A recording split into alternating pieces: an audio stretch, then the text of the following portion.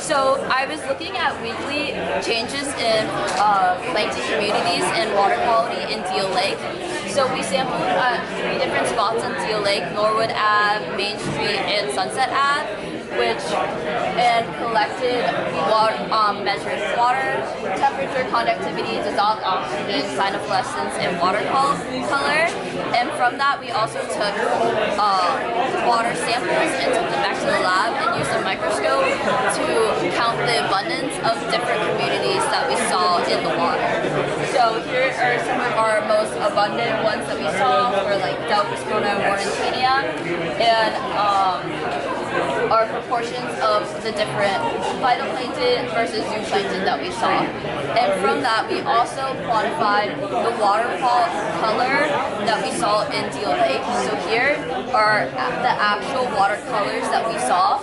So here is the color of when you're just looking at the lake. This is what the color would be. And then we also collected the lake water in a bucket, and that's what the water would look like in the bucket. So we quantified the watercolor using the C-Lab watercolor measurements, which gave us L, A, and B values, where L corresponds to how light the color is, while A is how green it is, and B is how blue.